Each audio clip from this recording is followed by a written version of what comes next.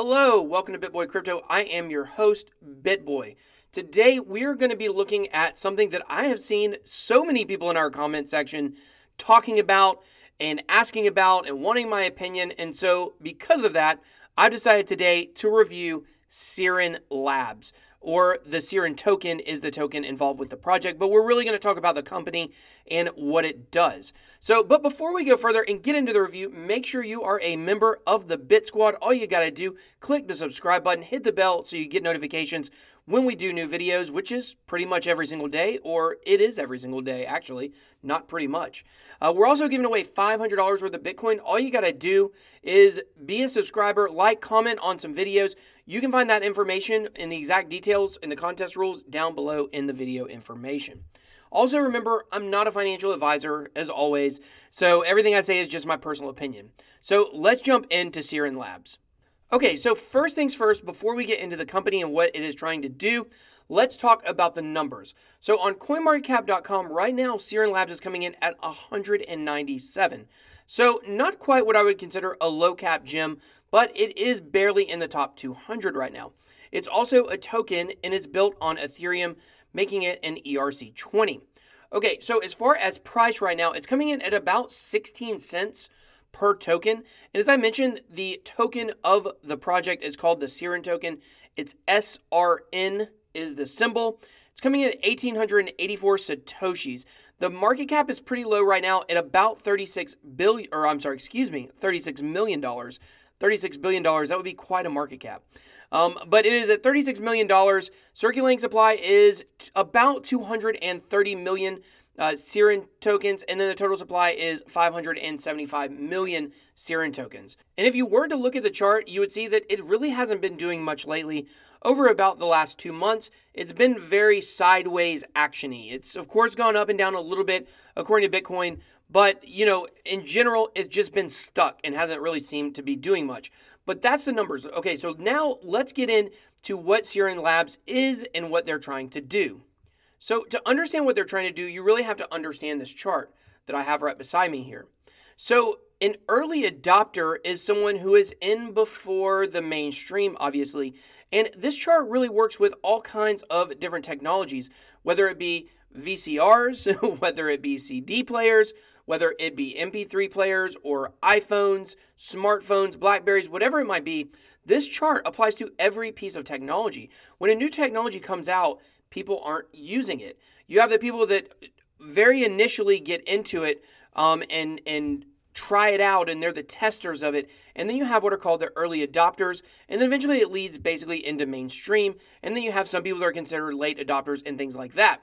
Well, what Sirin Labs is trying to do is to create a technology that will take advantage of the early adopters and will lead into mainstream adoption. So they've got a really good idea for what they want to do. And as we know with cryptocurrency, it's very big right now for us to try to make that jump. So I want to compare this to like the iPhone. So when the iPhone first came out, you had those people that waited in lines at Apple stores or whatever. I don't know what kind of percent of people it was that actually waited for it. But those people that had that iPhone on the first day, those were the early adopters. Of course, Apple had a lot of hype behind it already. But now look at where we're at. Obviously, Android has really picked up over the last 4 to 5 years. But let's go back, maybe say 2012, 2013. Almost everyone had an iPhone. There were people that were just like, I give up, I'll just get one because everybody else has one. And so Sirin Labs is trying to do something similar in terms of not just cell phones, but the cell phone, they call it the Finney Phone, is really, I would call it the core of this project. And I think there are other parts of it, but I think that most people are going to be interested in it at this point for the phone. That's my personal opinion. But what they're trying to do is create a blockchain phone. And we'll talk about the phone a little bit more. But we got to go talk a little bit about the history of Sirin Labs. So back in 2014, they were founded and they created something called the SRN. It was a luxury mobile phone. It had two-factor authentication before basically anyone knew who that was. It actually had a manual switch that you could flick, and it would make your phone encrypted. So it had all kinds of security and encryption abilities that your normal phone didn't have. Well, the problem was the price tag. It was actually $14,000 to buy that phone. However, they did sell quite a lot of them. They actually sold $10 million worth of the SRN. And they even had people such as Leonardo DiCaprio and Tom Hardy promoting it for them. So they had a lot of success. However, I think that luxury market of people buying $14,000 phones, they kind of tapped it. They tapped it out. They basically sold as many as they could sell, and then they ended up having to lay a lot of people off. And so the company really decided to go into a different direction. So they decided that they wanted to get involved in blockchain and have an ICO and ultimately produce a blockchain phone. So Apple was able to basically use the iPhone as the vehicle for smartphone adoption. That's what Sirin Labs is trying to do with the Finney Phone for blockchain phones. It's the next generation of phones, and they're trying to get in on it really before the adoption hits. And I think that's very, very, very smart. And their ICO, they've already done it. Obviously, they have a token with the project. Their ICO raised $157 million. So it was pretty successful. So the Finney Phone isn't the only part of this project. They're also trying to create other types of Finney devices, such as an all-in-one PC.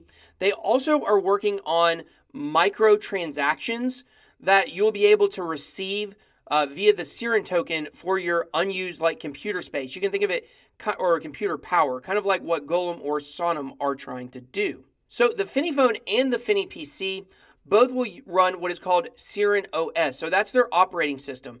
It's actually an open source operating system built on top of Android. So it is going to be basically an Android-based smartphone, but there's a lot more features. So it shares some of the privacy and connectability factors that the SRN had, their original phone that was $14,000. And that's going to include, instead of two-factor authentication, the Finney Phone is actually going to have three-factor authentication, which I don't even know what that looks like. I have no idea. I know what two-factor is. But one thing's for sure, it's definitely going to be more secure than two-factor. So another thing it's going to have is it's going to have a built-in cold storage wallet for the phone. So that's going to be really cool to be able to have cold storage on your phone and not having to carry around a device. And that is one thing that does concern me a little bit about some of the cold storage wallets out there, such as we looked at Cool Wallet. We're going to be looking at KeepKey. You obviously have your Ledger and other companies, Trezor, that do obviously cold storage wallets. I wonder if one day we have all these in our phone, if maybe that won't even be necessary. So I don't know. I think some people will always be able to feel a little more secure putting something in a box rather than carrying it around on their person, but that's just my personal preference. So one last piece of information about the operating system. When you are doing peer-to-peer cryptocurrency transactions, the way they put it is they will be fast and feeless. So they will not charge you to do transactions with the phone. So that's one thing they really talk about a lot and they highlight in a lot of their marketing videos. So as far as the team goes, they're led by Moshe Hogeg. I wasn't really familiar with him, but he is a developer and investor that basically co-founded Instagram's biggest competitor, which isn't very big compared to Instagram, obviously, but it's called Mobley. You may have heard of it. I honestly had not, but a lot of the people think he's a very good developer. Now, also along with him, they have quite the team of advisors. Some of their advisors include a co-founder of Bancor, the Bancor network, and also a co-creator of Ethereum, and the former CTO of Sony Mobile. So they do have obviously some big names as far as advisors. I guess if you're in the space, you might recognize their names. I didn't recognize their names specifically, but that is their background. So you know with a team like that, they really have a lot of technological background and knowledge. Okay, so what are some of the challenges that Sirin Labs is going to encounter? Well, obviously, the biggest challenge they're going to encounter is convincing people that this is a better alternative to their iPhone or their already current Android device. Now, if you think about it, that's going to be really hard to do because people are very comfortable with their phones already. They're already almost like chained to people's hands. Just look wherever you're at or wherever you go today, and you'll see everyone is on their phone. So most people, I believe, are going to have this question of why. Well, if cryptocurrency continues to move forward and people become more interested in it, which for the first time in several months, Google searches for Bitcoin and cryptocurrency are actually up right now, so that's at least some bullish news, then maybe we will be able to see in the future people more excited about crypto. And the cold storage wallet will be something that I think can pull some people over to the phone. But the one thing about this phone compared to their previous phone that is a really good aspect of this project is it's very affordable. It's actually the same price as your iPhone, or generally speaking. When the Solarian was out, it was $14,000. This one is only $1,000, or the target price is $999. But you're going to have to get people, I think the way they're going to have to go about this is they're going to have to get people who already have one phone to basically use two phones for a while. I doubt many people are just going to be like, oh, you know what? I'm going to get rid of my Android and I'm just going to use this Android-based blockchain phone. But if you get some influencers and you get some people out there to be able to test it out before they have to fully commit to going with that phone or what they currently have, then you might have a chance of pulling some more people into this project and getting some adoption of this phone going. I think that the problem with this project, in my mind, the biggest problem that I see, and this is not considering any of the numbers, I do have a lot of concerns about the numbers with it being stuck in totally sideways action. Even since we've been going up recently, the price doesn't seem to have gone up as much as many of the other cryptos. And you got to ask yourself, like, okay, why is there not excitement? Is it just too low a market cap? I do have some questions about the actual numbers. But what I believe the single biggest problem in this for Sirin Labs is going to be that people just are not ready for adoption yet. It's not ready for mainstream. They want to be the vehicle that moves people towards that, and that's great. I fully support that. You guys know I've talked about PundiX. I call it PundiX. Some people call it PundiX. But there's some other projects like TenPay is another one that are basically trying to get spending crypto moved to mainstream and adoption, and they're having a very difficult time obviously doing that. But I just think that we're many years off with this. I don't think that right now people are going to be like, oh, a cold storage wallet, let me grab that. And so for me personally, like I said, I just think that's going to be really hard for them to do, to convince people that now is the time to go all in on a blockchain phone. But I will say this. If Sirin Labs is out there and they're listening to this video, this is not a sponsored video at all, but if they want to send me a Finney Phone when it comes out, I will test it. I will give an honest opinion. I will do a demo on a video for it because I personally would like to have one. I can say personally, I would love to have this phone, but I'm super weird, right? I'm obsessed with cryptocurrency. That's why I have a freaking YouTube channel, you know? So I don't think the average person out there is going to be interested in this as of right now. Now, if we go to another bull run, Bitcoin goes up to $50,000, you probably are going to be able to get some people buying in. But that's just my personal opinion, and I'd be very interested to hear your comments. All of you guys that are interested in this project, what do you guys think? Or what kind of hurdles do you think this project is going to have?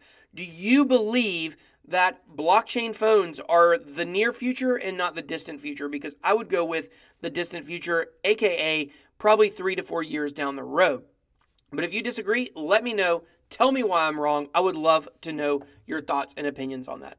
So that is basically everything. That is Sirin Labs for you. That is a quick rundown of what they're trying to do. This was not an all-encompassing review, obviously, but if you're really into this project already, maybe there were some things that I left out. If so, once again, drop those below in a comment. So don't forget to become a member of the Bit Squad. All you got to do, click that subscribe button, smash the like button, especially if you are a fan of this project and you want more people to know what it is. So thanks for watching. Until next time, BitBoy out.